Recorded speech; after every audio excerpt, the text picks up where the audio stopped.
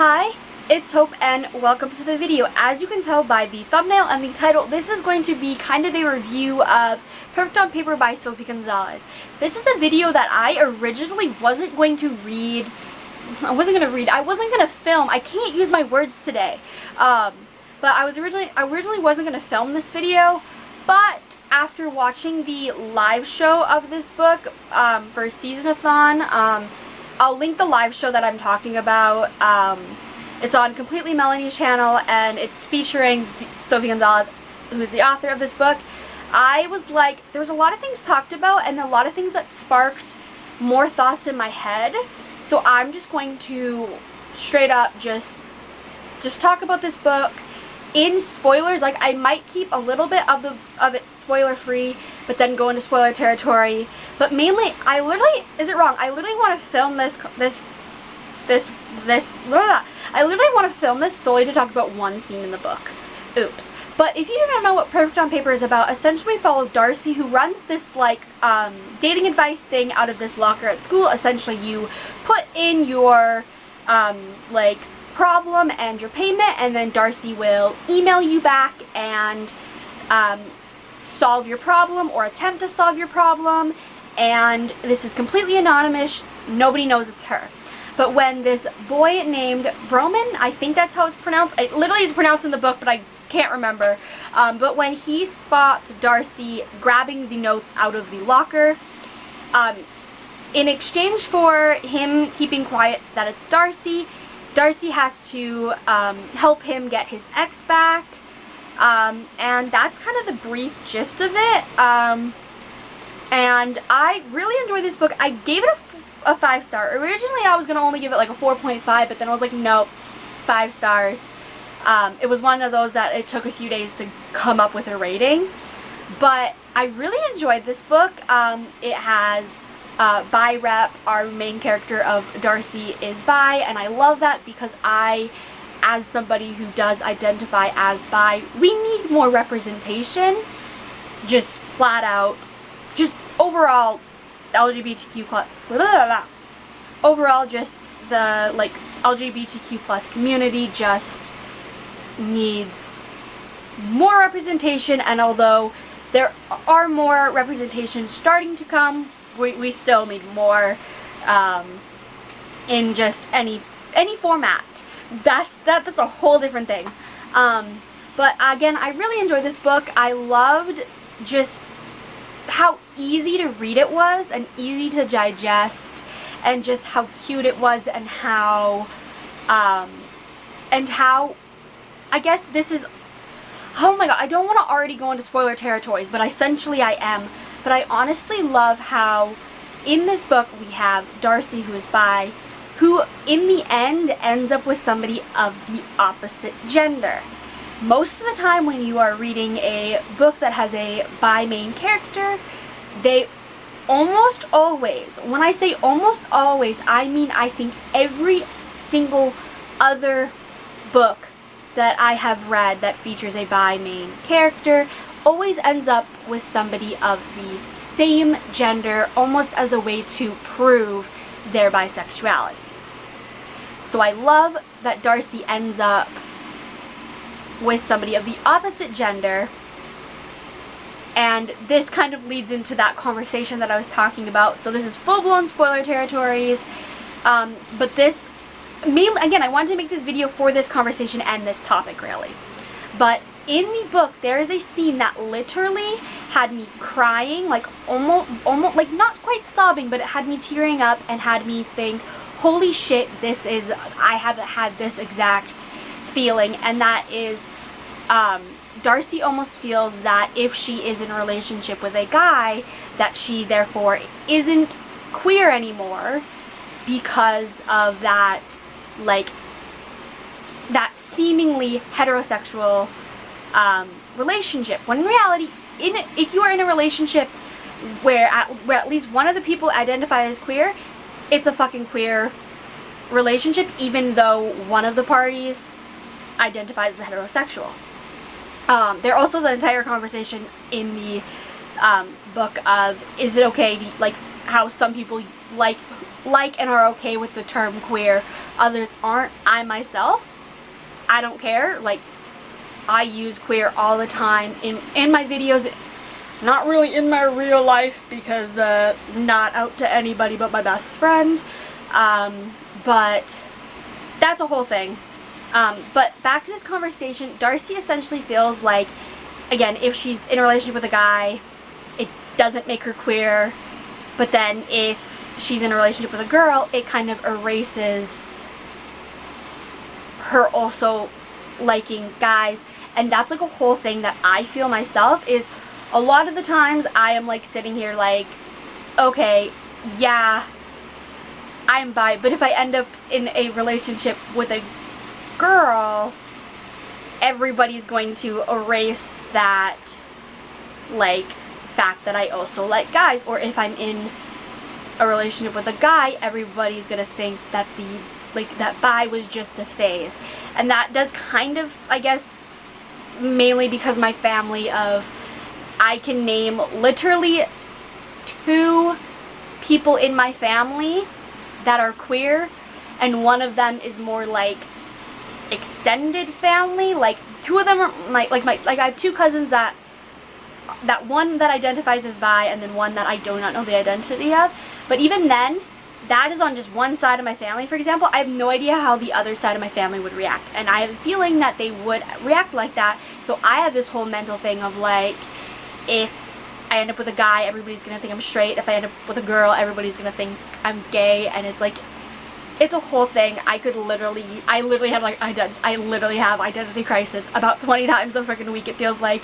So I do relate to Darcy in that. I also relate to Darcy in the fact that Darcy is in love with her best friend, Brooke. I may or may not have had the biggest crush on my best friend, whose name is so similar to, literally, I find it ironic how Darcy is in love with her best friend, Brooke, and my best friend's name is very similar to the name Brooke. I'm not gonna say her name for personal reasons, but the way that I used to have a crush on my best friend, I mean, I don't know if I still do at this point, but like, so I was like almost like, ooh, I feel very like, almost like, is this my story? I'm kidding. So there's that type of thing. I also do love how there is this, like, I can't remember what it's called. It's like a queer club where just queer people meet, and I honestly wish that I went to a high school that had that. I do not physically go to a high school, I do online learning, but I know for a fact my local high school does not have that type of thing. Because we are in a not tiny, but we are in like a small town of like population is like 10,000. We have 1 high school, and like, again, I can name 2 queer kids that go to that school, and one of them is my friend, and then one of her friends. So like, I feel like I wish I had that type of thing where there were just other queer people that you could talk to and all that. I'm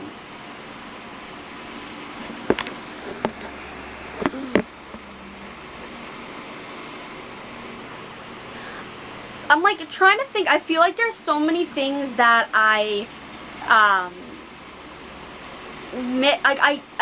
so many things that I had thoughts to share, but I didn't. Like, that was what I've said so far is like the main thing. I guess I love how there also wasn't in this book the classic like, oh, fallout for a relationship. Like, a lot of the times in book it's classic that in like the 3rd act that there is some sort of like breakup between the 2 main characters, and there's like an argument or breakup, and then they get back together. But in this time it was a friendship that got wrecked and then slowly put back together. So I do really like that, because I honestly, like, as much as like I equally love and I equally hate like the 3rd act breakup, which essentially means, if you don't know what that means, it essentially means towards the end of the book, maybe like the last quarter or the last third of the book, there'll be some sort of like problem in like a relationship and it'll lead to them, like the main character and their love interest falling apart, like breaking up or that type of thing, which I love in some cases and then I hate in others. And I'm glad that this story took the friendship route instead of the relationship route, because the relationship wasn't formed until like the last like 2 chapters or something like that. But I love that friendship, because friendships do get wrecked, especially in high school.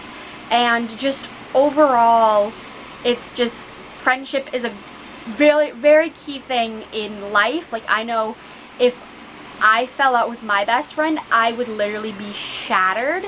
Because yes, she is my only friend, but she has literally seen me at my worst. And like, I don't know. So like, I like that, and I also love how even when that friendship rekindles, it's not like, oh, nothing ever happened, we're back to completely normal. It's almost hinted as, we'll start this process and we'll maybe get back to that point, but it's not. A random funny thing I just thought about is, I also liked how this book talked about, this is going to be a weird thing, about edibles, and there's a character that gets high off the edibles and they go ahead and they take one, it doesn't kick in, they take another, doesn't kick in, and I think they take a third one, and then they are high as a kite. And I don't know why that made me laugh. As somebody who has, I have had one edible in my life. We are not going to talk about how old I am. I've had one edible in my life, and that was fine. But I have smoked weed before, and I literally have forgotten time. So I do kind of like know the feeling of like freaking out, and then like, because like the person was freaking out, and then I do know that freaking out, but I also know on the other hand, literally blacking out, like I was told about 2 months after something happened that I ended up throwing up outside of the house. In the backyard. I don't remember that. So like, yeah, I do like how it's almost bringing to light of that, like, if you're gonna have an edible, only have one. Wait a long ass time for it to kick in. Then you're good. I also love how in that live stream that I mentioned at the beginning, everybody that was on that live stream was sharing their stories, and I'm like, oh yeah, I hope I never have anything like that happen. Like, where I live, weed is legal if you are over the age of 19? Yes, 19 for weed and alcohol. Yes. I had to think there. I was like, what's the legal age? So like, yes, I'm not legal. But like, I have had experience with that, and I honestly like it when books talk about things like that, like drinking, smoking, weed, all of that, because real life teenagers are doing it. Look at me. And I'm saying that in the fact of like, I've only done it a few times, but those few instances that I've talked about are a couple of them. I'm like trying to think of anything else I want to talk about. Why am I holding my phone? I literally can't think of anything. I just randomly wanted to, I think I just wanted to sit down, talk, and do a few little rants. And just talk. So this is not really a review, it's more of, I just wanted to talk about scenes in this book. Should I just title this? I wanted to talk about a few scenes in Perfect on Paper. Again, I just really like this book. This is a book that I was dying to read before it even came out, but I just never did for some reason, and now I'm glad. If you didn't know, I read this for Seasonathon. It was the group book. I probably should have mentioned that in the beginning. Oops. But I want to hear some of your thoughts on this if you've read this book. Whether it be anything that I've talked about in this video or other things. I've probably forgotten many, many, many things. Like, oh yeah, the like, la la la la, I can't speak. Like how, I don't know, I liked, I guess I should also add that I like Darcy and Broman's like friendship turn more, I guess. Like, I don't know, I don't really know, like, I also kind of don't want to talk about what everyone else does, is like, oh yeah, I like this, the characters were yada yada yada, like all of that. But I'm just gonna leave this video here because I could probably sit and blabber on for another 20 minutes about random things because I am so talkative. I'm talkative in front of a camera and with my friends, but around other people I'm not. I'm just gonna shut up now and bye.